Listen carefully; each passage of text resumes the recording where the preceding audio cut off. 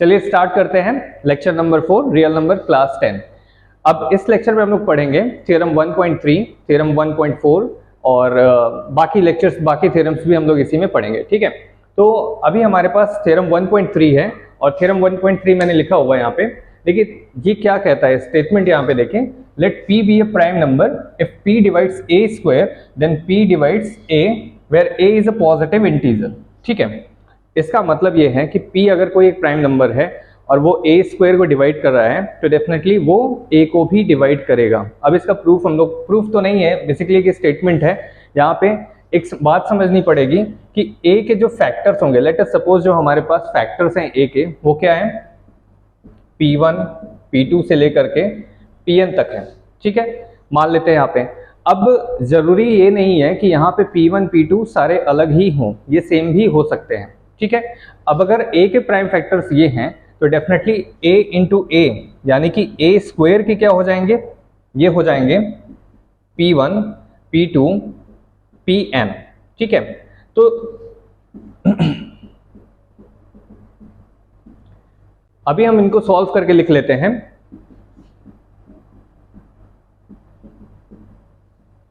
ठीक है, तो यहां पे हमने देखा कि a स्क्वायर के भी फैक्टर्स p1 के स्क्वायर, p2 का स्क्वायर एंड pn का स्क्वायर यहाँ पे आ रहा है। यहां से एक बात तो क्लियर हो जा रही है कि अगर p a को डिवाइड कर रहा है तो डेफिनेटली जो a स्क्वायर है उसका भी फैक्टर p होगा।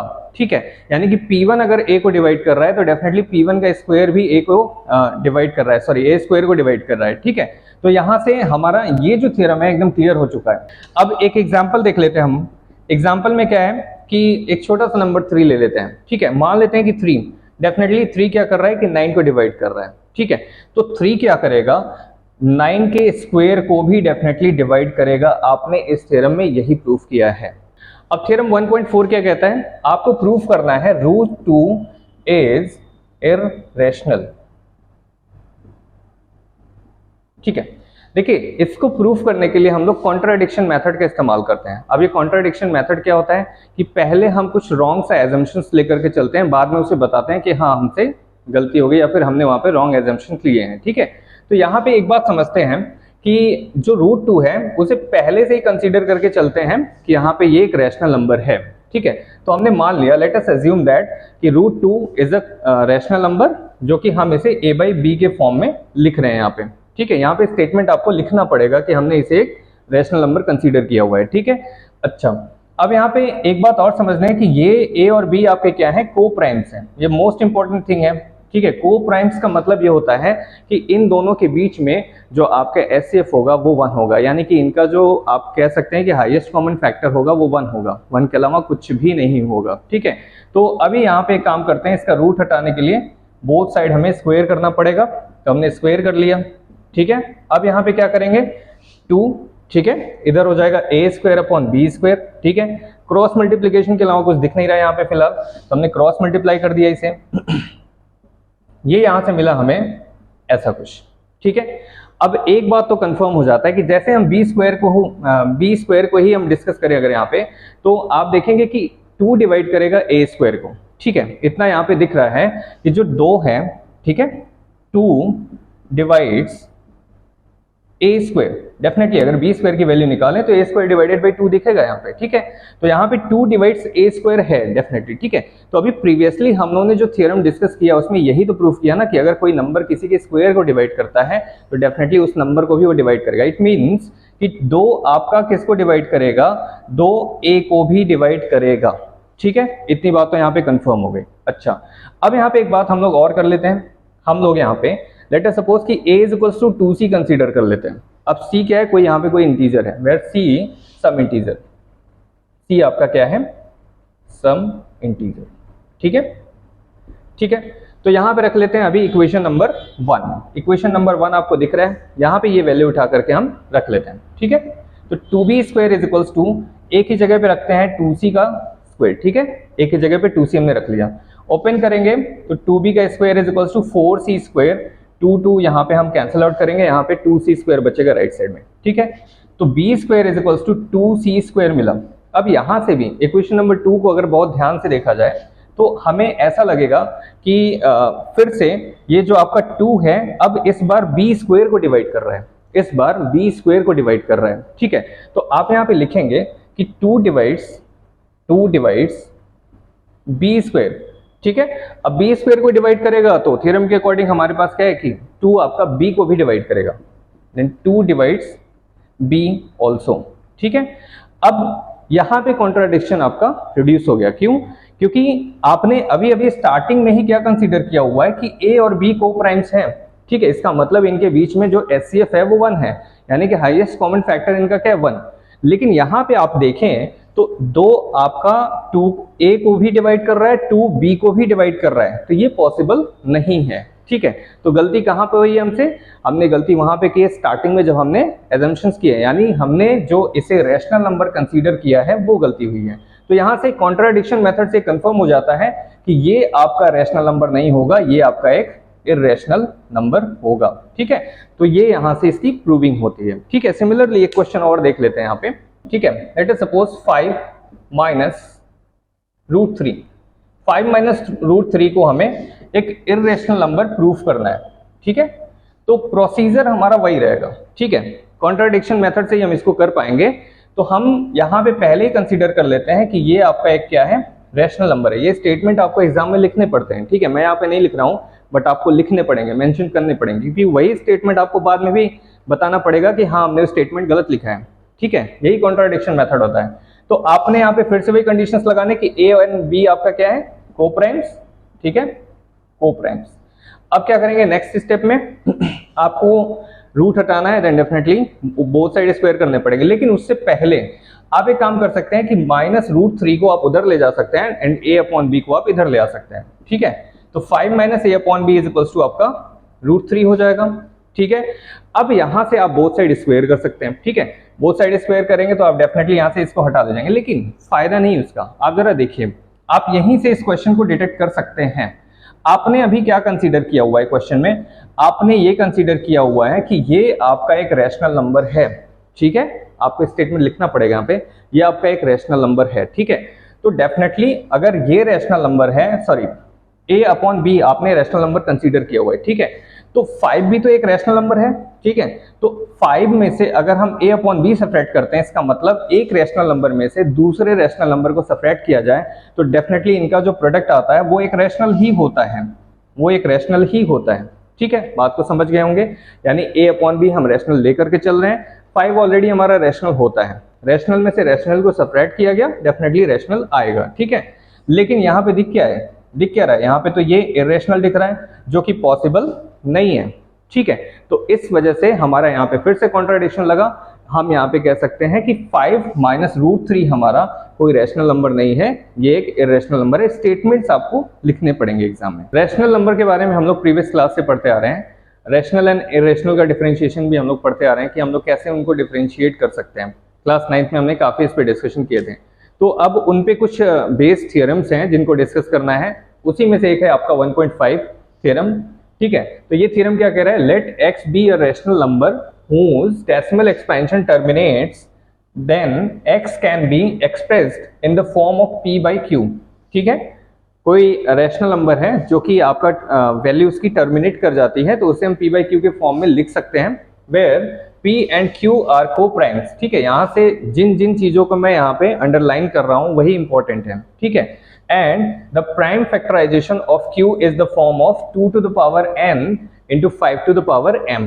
ठीक है, अब यहाँ पे एक बात समझिए, कोई रैशनल नंबर है, ठीक है, जाहिर सी बात है कि वो रैशनल नंबर हम p by q के फॉर्म में लिख रहे हैं। ठीक है, अब यहाँ पे जो q है वो डेफिनेटली नॉट इक्वल्स टू 0 होगा। ठीक है, अब इन्होंने कहा कि अगर कोई रैशनल नंबर है और वो टर्मिनेट कर जाती है, इसकी वैल्यू टर्मिनेट करने का मतलब वो एग्जैक्टली डिविजिबल है। ठीक है, फॉर एग्जाम्पल हमारे पास एक एग्जाम्पल है 27/100। ये मैंने एग्जाम्पल ऐसे इजीएस्ट वे में लिया हुआ है। ठीक है, अगर हम इनको सॉल्व करेंगे तो डायरेक्टली इसका आंसर हमें दिखेगा 0.27।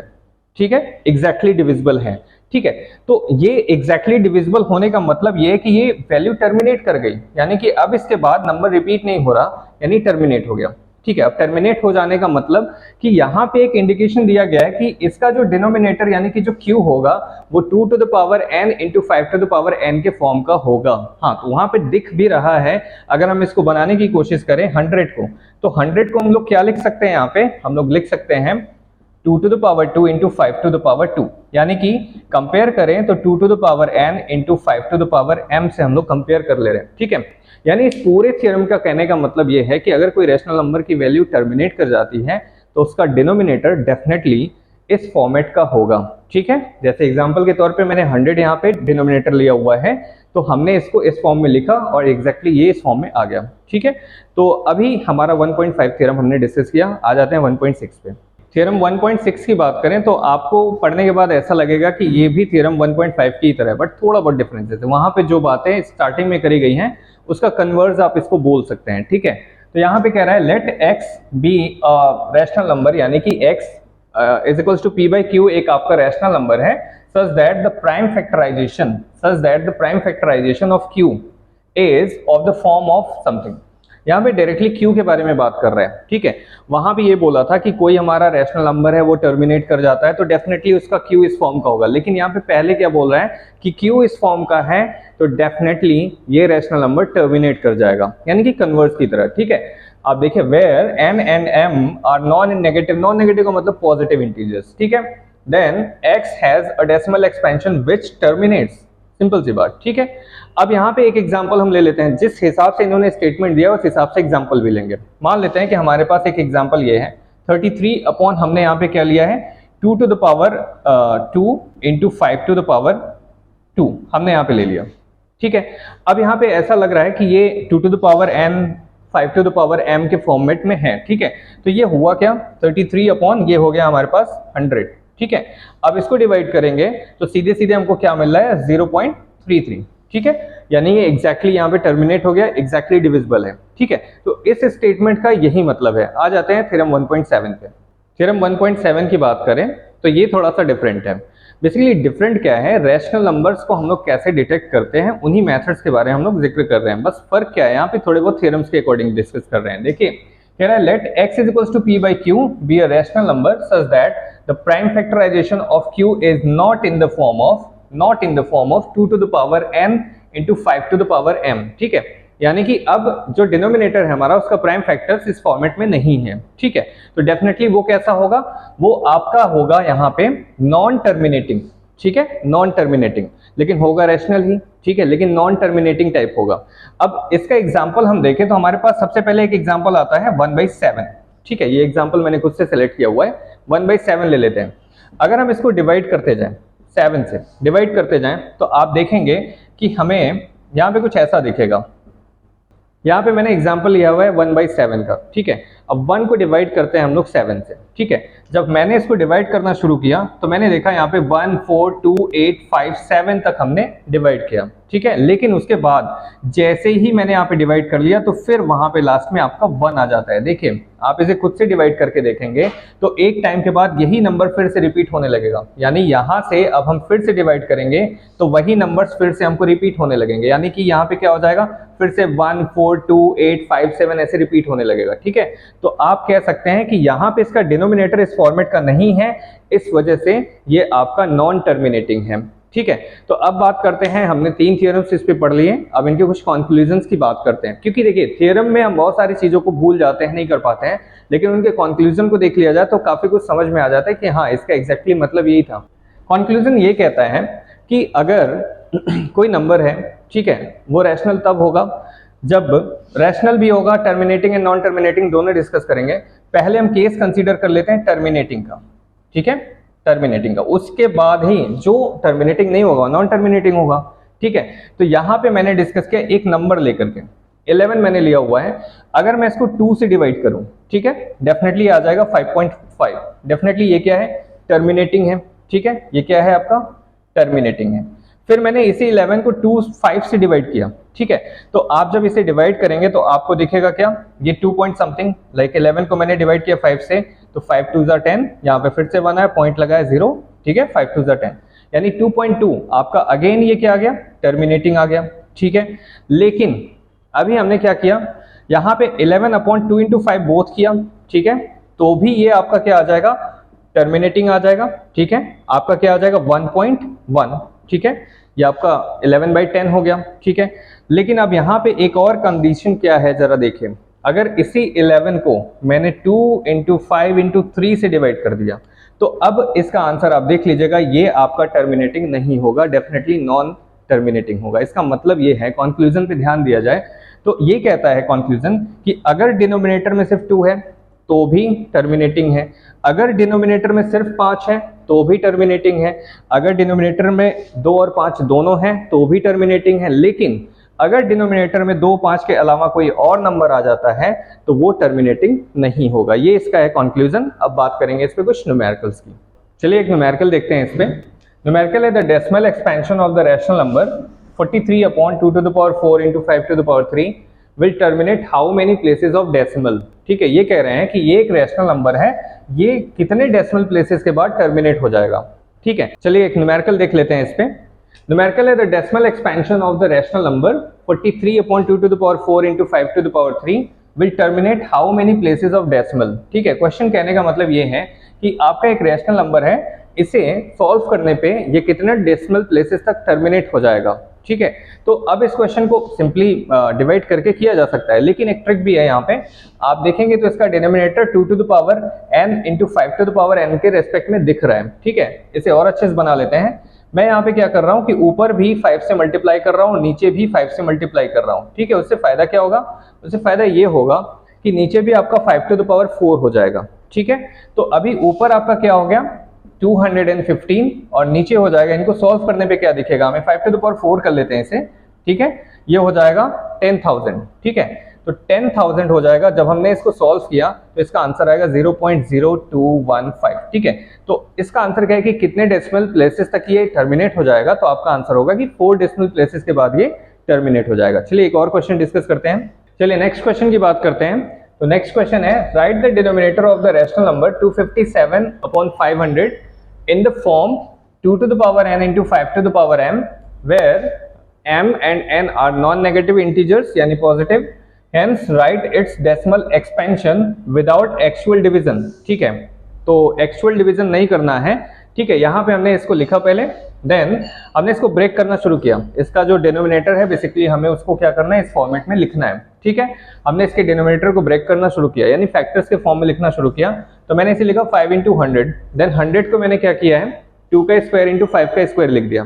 ठीक है, अब आप देखेंगे तो ये इसका denominator 2 to the power n into 5 to the power m के फॉर्म में आ चुका है, यानी कि ये 5 to the power 1 था, हमने 5 स्क्वायर से इसको सॉल्व कर लिया। आप यहाँ पे भी रोक सकते हैं, अगर इसके बाद डेसिमल प्लेसेस की भी नीड है तो आप इसे सॉल्व करके इसका डेसिमल प्लेसेस बता सकते हैं। Dream Gurukul coaching for life.